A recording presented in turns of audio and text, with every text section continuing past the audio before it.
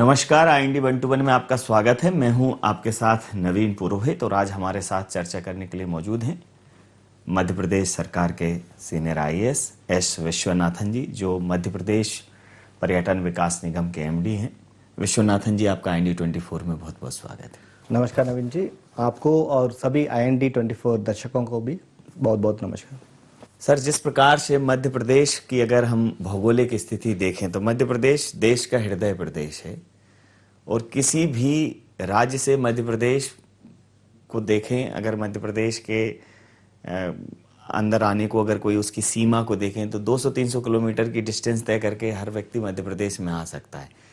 तो रोड की कनेक्टिविटी के माध्यम से मध्य प्रदेश आ सकता है, एयर कनेक्टिविटी के माध्यम से मध्य प्रदेश आ सकता है। बहुत राज्यों की सीमाएं जुड़ी हुई हैं, पर्यटन की असीम संभावनाएं, कैसे इसको विकसित कर रहे हैं?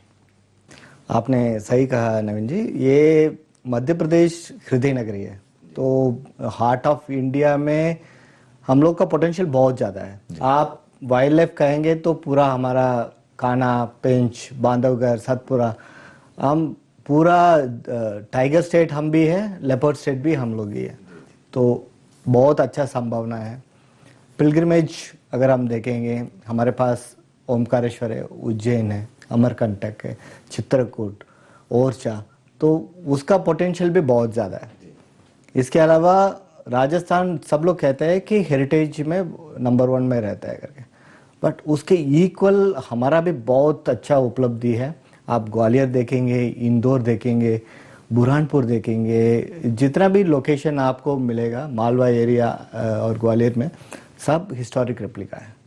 खजुराहो तो कहने का पूरा दुनिया भर से सब लोग उसको देखने के लिए, कितना बढ़िया आर्किटेक्चर है, उनका किंगडम्स कैसा था, उसको देखने के लिए बहुत सारे लोग आते हैं। तो संभावना तो बहुत अच्छा है। एंड मैं ये कहूँगा कि टॉप 5 स्टेट्स है जो इंडिया के हिसाब से, उसमें निश्चय मध्य प्रदेश का अच्छा रोल है। एंड और हम लोग इसको और इम्प्रूवमेंट कर सकते हैं, बिकॉज मैं ये मानता हूँ कि टूरिज्म ऐसा सेक्टर है जैसा यहाँ पे हम जो भी कार्रवाई करेंगे उससे बहुत सारे एम्प्लॉयमेंट अपॉर्चुनिटीज। एग्जैक्टली वही, सिर्फ टूरिज्म एक ऐसा, और जब टूरिज्म की इतनी संभावनाएं हैं तो एम्प्लॉयमेंट की संभावनाएं भी उतनी बढ़ जाती हैं। टूर एंड ट्रेवल्स है, हॉस्पिटैलिटी है, होटल्स हैं, गाइड्स हैं, ट्रेनर्स हैं। इतनी संभावनाओं के बावजूद भी मध्य प्रदेश में, अगर मैं बात करूं अन्य जगह के टूरिज्म की, तो मध्य प्रदेश में इतनी संभावनाएं होने के बावजूद भी अभी तक वो अपेक्षित लेवल तक आ नहीं पाया, एक एक्सपेक्टेड लेवल तक आ नहीं पाया। तो ऐसा प्रयास कि लोग उसकी तरफ आकर्षित हों, लोगों को लगे कि नहीं मध्य प्रदेश जाना चाहिए, मध्य प्रदेश नहीं देखा तो क्या देखा फिर, इस टाइप का एक फील तो आना चाहिए सर लोगों में। मैं बिल्कुल आपसे सहमत हूँ, बट आपका थोड़ा एक करेक्शन मैं करना चाहूँगा कि आप अगर टॉप 5 डेस्टिनेशंस पूरा कंट्री का अगर देखेंगे, टॉप 5 में तो निश्चय मध्य प्रदेश है। टाइगर स्टेट है, हम लोग लेपर्ड स्टेट भी है। अभी रिसेंटली बांधवगढ़ में हॉट एयर बलून सफारी, जो कंट्री का पहला इनिशिएटिव है, बांधवगढ़ में हुआ। That is a very good thing. अभी कोरोना काल के बीच में, जब आप सब जानते हैं कि हाउ वी 2020 कैसा गया है, जी जी, तो उसका एंड में जल महोत्सव हम लोग शुरू किया। जी जी, एंड जल महोत्सव का इतना अच्छा रेस्पॉन्स था, दिसंबर 15 से जनवरी 15 तक हमको उसको एक और महीना एक्सटेंड करना पड़ा। एंड अभी इस मंथ में मांडू फेस्टिवल भी हो रहा है, खजुराहो फेस्टिवल भी इस महीने के एंड में कल्चरल डिपार्टमेंट कर रहे हैं। यस, ऑब्वियसली हम लोग इस एरिया पे देखते हैं कि डोमेस्टिक टूरिज्म हमारा बहुत अच्छा है जी। नाउ ये विदेशी टूरिज्म को, यहाँ पे कैसे विदेशी टूरिस्ट को और अच्छा अट्रैक्ट कर सकते हैं, निश्चय वो संभावना तो मैं नवीन जी मैं एक्सेप्ट करूंगा कि अपॉर्चुनिटी है, तो हमारे पास और बेहतर करने का हर समय वो अपॉर्चुनिटीज रहता है। जी, जैसे आपने कहा कि अगर हम इस देश के मानस की बात करें, हम सर अपने देश के एक मेंटल लेवल की बात करें, मेंटलिटी की बात करें, तो ये उत्सवों का देश है सर, त्योहारों का देश है। हम खुश रहने की कोशिश करते हैं और वही एक वजह भी रही है कि कोरोना में जहाँ जो टॉप लेवल की कंट्री थी, जो आर्थिक महाशक्तियाँ थीं, जिनके पास मेडिकल फैसिलिटीज टॉप लेवल की थी, वो घुटनों पर आ गई और हम उससे उबर रहे हैं। तो ये हमारी जिजीविषा है, ये हमारी वो सोच है, वो हमारी दृढ़ता है तो हम गाँव के स्तर पर देखें, अगर हम बात करें अपने सुदूर अंचलों की, तो ऐसी ऐसी लोग कलाकार हैं, ऐसी ऐसी वहाँ धरोहरें हैं कि जिन तक अभी भी लोगों की पहुंच नहीं है। जैसे मैं सिहोनिया की बात करूं, एक मुरैना में ये एक स्टेट पड़ता है, और वहाँ शिव मंदिरों की बात करूं, तमाम ऐसी चीजें हैं जो अभी तक एक्सप्लोर नहीं की गई हैं, उनको उतना स्थान नहीं मिला है। तो टूरिज्म की वो संभावना है कि वो विलेज तक पहुंचे टूरिज्म। अभी तक टूरिस्ट के कुछ स्पॉट हैं, अगर वो विलेज तक पहुंचा टूरिज्म, तो लोग मतलब विदेशी लोगों को भारत की कला और संस्कृति और ग्रामीण जीवन शैली को भी देखने का अवसर मिलेगा। तो विलेज टूरिज्म की तरफ कोई ध्यान है सर? ध्यान निश्चय है नवीन जी। रूरल टूरिज्म, रूरल टूरिज्म के और हम लोग इतना आगे बढ़ा है। मैं इनफैक्ट मैं बहुत खुश हूं कि इसके कहने में दो एंगल है। एक, लोग बड़े बड़े होटल में रुकना भी चाह रहे हैं, बट कुछ ऐसा लोग है जो नहीं, हम लोग ये होटल में नहीं रुकेंगे, हम जाके किसी एक गांव में, एक वहां पे एक आदिवासी गांव है, तो उनका एक गांव में वो कैसा रहता है, उनके साथ हम रहना चाहेंगे। वो एक नया ट्रेंड अभी शुरू हो रहा है। इसको हम को कहते हैं कि रूम स्टेज करके। तो जो विलेज स्टेज है, होम स्टेज है, मैं किसी बैगा एरिया का बात करूंगा, कि सहरिया ट्राइब्स का बात करूंगा, कुछ पारधी ट्राइब्स का भी एरिया का बात करूंगा, तो उस एरिया में होम स्टेज अच्छे से आना शुरू हो गया। तो हम लोग उनको ट्रेनिंग भी दे रहे हैं, उनका हैंड होल्डिंग कर रहे हैं, सो दैट एक घर के अंदर वो एक कॉट लगा के, छोटा काट लगा के कैसा नेचुरल एयर के साथ जी सकते हैं। वो एक नया ट्रेंड आ रहा है। एंड मैं ये कहते हुए बहुत खुश हूं कि बहुत सारा ऐसा इनिशिएटिव्स बहुत सारे लोकेलिटी में आना शुरू हो गया। जी। 1 नंबर 2, आप सही सवाल पूछा है कि जो हमारा हैंडीक्राफ्ट है, चंदेरी है, महेश्वर है, और बैगा का आर्ट वर्क्स है, हमारा गोंड का वो आर्टिस्ट वर्क है, इसका भी एक अच्छा एक पब्लिक मार्केट होना चाहिए, पब्लिसिटी होना चाहिए। तो मैं टूरिज्म कॉर्पोरेशन की तरफ से हम लोग एक इनिशिएटिव किया। हम लोग ये किया है कि जहां जहां हमारा यूनिट्स है वहां पे एक डिस्प्ले एरिया हम दे देंगे। हमारा वे साइड अम्यूनिटीज बहुत सारे लोकेशन पे है, वहां पे भी हम स्पेस दे देंगे, सो दैट ये जो प्रोड्यूस है इसको यहाँ पे आके प्लेस कर सकते हैं। हम थोड़ा मार्केटिंग स्किल्स का भी थोड़ा ट्रेनिंग दिलवा देंगे जी, सो दैट वो जो भी टूरिस्ट आ रहे हैं उनका कह सकते हैं ना, इसमें हम लोग को इतना घंटे टाइम लगा, ये जो आप यहाँ पे आप माला टाइप का पहन सकते हैं, इसमें हम इतना घंटे का हम काम किया है, इसका ये विशेष है। चंदेरी का कुछ सारीस है, महेश्वर का सारीस है, उसको कह सकते हैं, जाके दिखा सकते हैं। उनका जो घर में जो हैंडलूम बनाते हैं ना, वहाँ ले जाके उनको दिखा सकते हैं हम ऐसा ऐसा करते हैं। तो इसका बहुत सारा अच्छा परिणाम निकल रहा है।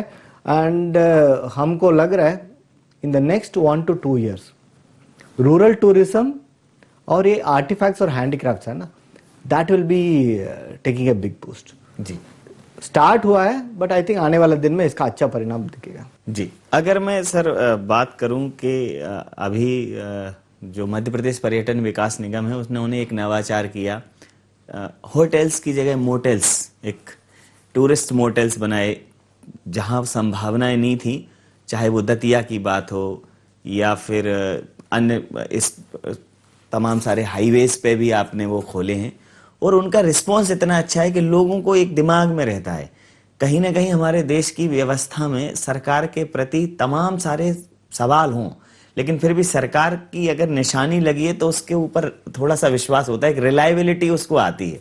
तो मध्य प्रदेश सरकार का अगर कोई उपक्रम है तो लोग, मैंने देखा है कि जितने भी मोटेल्स हैं या जो हाईवे के साइड से जो मोटेल्स खुले हुए हैं, रेस्टोरेंट हैं, उनमें लोग बहुत जाते हैं बनिस्बत प्राइवेट, उसमें उनको एक सिक्योरिटी सेफ्टी का एहसास होता है कि नहीं, ये कहीं ना कहीं व्यवस्थित होगा।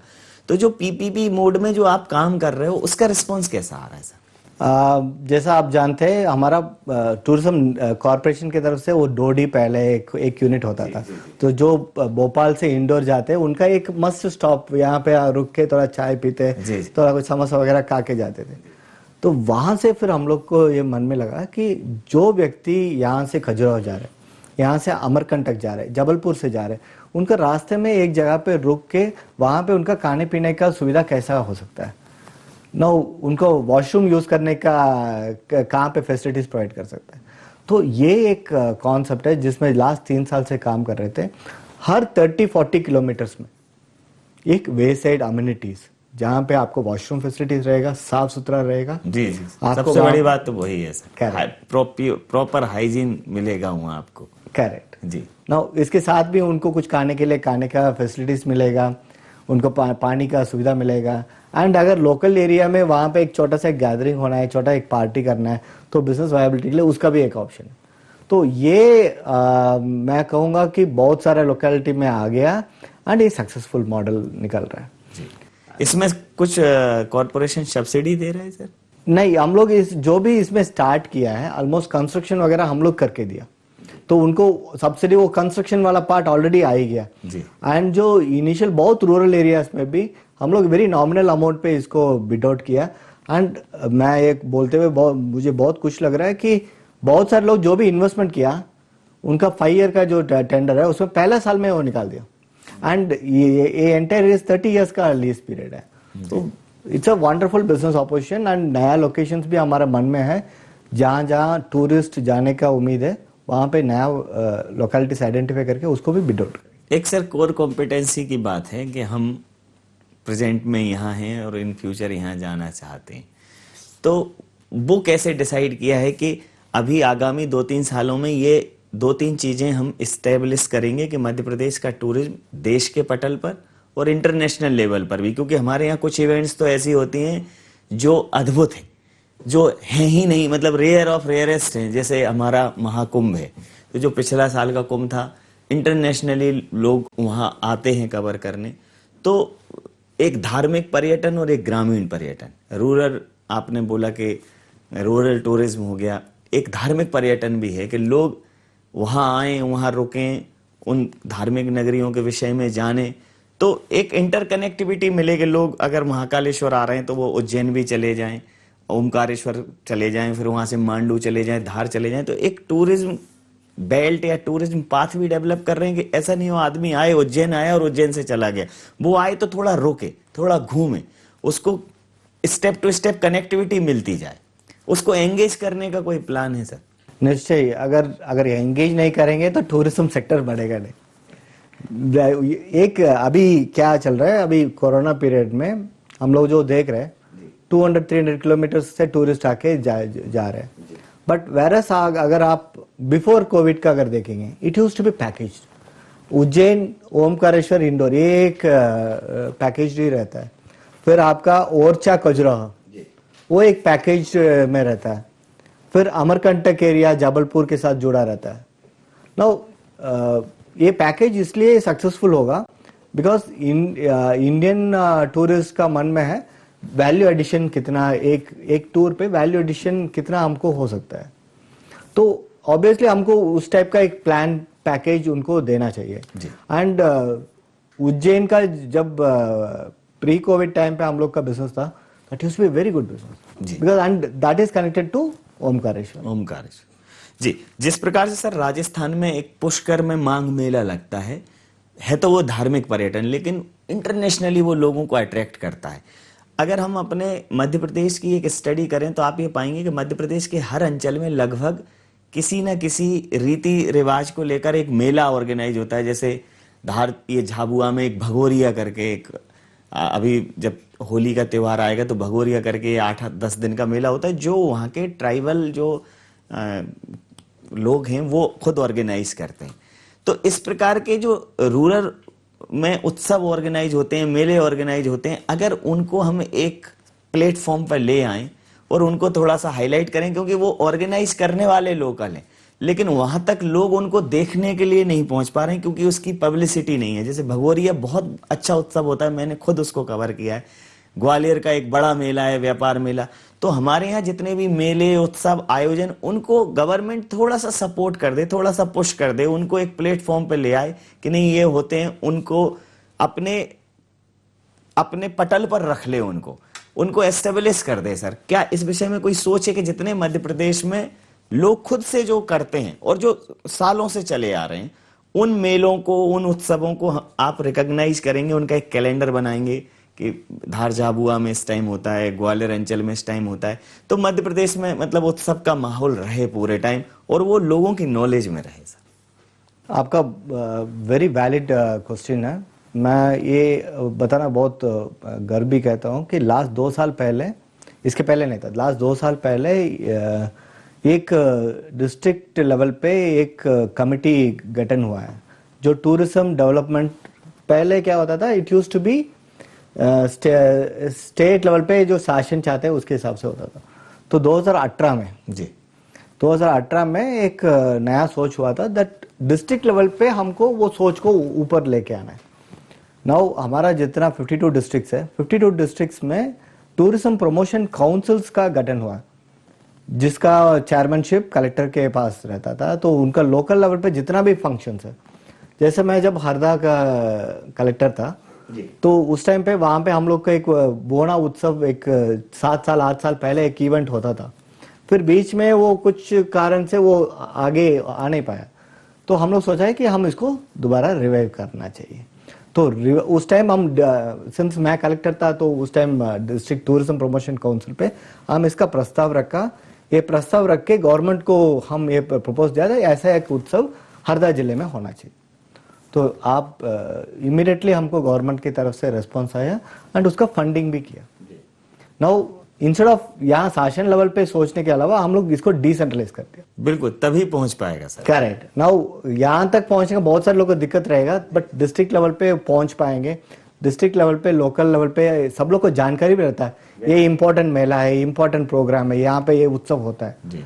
तो उस उत्सव को अगर वो डीटीपीसी माध्यम से यहाँ आएगा, निश्चय हम लोग यहाँ पे हैं, हम सपोर्ट करेंगे। जी, जैसे देखिए आप अगर मैं फॉरेन कंट्रीज की बात करता हूँ तो जो टोमेटीना और मडबात इस टाइप के ये फेस्टिवल हैं, बेसिकली वो स्थानीय फेस्टिवल हैं, वो लोकल मतलब स्थानीय त्योहार हैं, लेकिन उनको ऐसा ग्लोबली एक्सपोजर मिला है कि हम उनमें जाके वहाँ उनमें इन्वॉल्व होते हैं।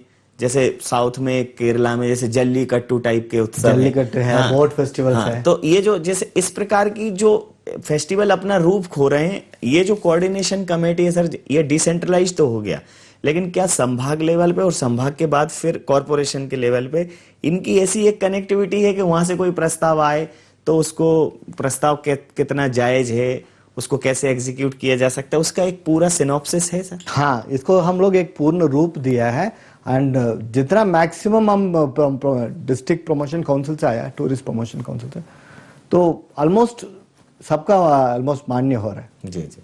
तो वो देन एक लोकल लेवल एडमिनिस्ट्रेशन का भी एक पार्टिसिपेशन हो जाएगा, एक कमिटमेंट हो जाएगा, लोकल लेवल लीडरशिप आ जाएगा, तो प्रोग्राम को आगे ले जाने में बहुत अच्छा सुविधा मिल जाता है। जी, हम अपनी सर धरोहरों के प्रति देखा जाए तो मध्य प्रदेश जो तमाम ऐतिहासिक धरोहरें हैं उनसे भरपूर है, लेकिन धरोहरों के प्रति चूंकि उनका कोई कमर्शियल बेनिफिट संबंधित क्षेत्र को नहीं मिलता है या लोगों को नहीं मिलता है, तो धीरे धीरे वो जीर्ण शीर्ण अवस्था में पहुंच जाती हैं।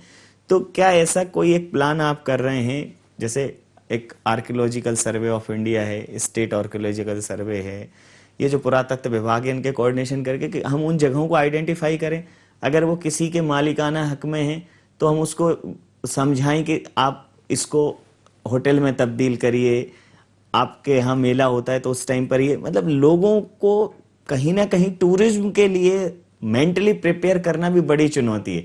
जैसे हम गोवा जाते हैं या कहीं और जाते हैं तो पता चलता है कि जो पीक सीजन होता है उसमें होटल्स में जगह नहीं रहती, तो गोवा के घर होटल्स में तब्दील हो जाते हैं। लोगों के अंदर वो भाव रहता है अतिथि देवो भव वाला, चूंकि हमारे यहाँ उस भाव का सर अभाव है, वो एक डेवलप करना पड़ेगा, क्योंकि अतिथि सिर्फ जगह देखने नहीं आता, लोगों के व्यवहार से भी वो प्रभावित होता है।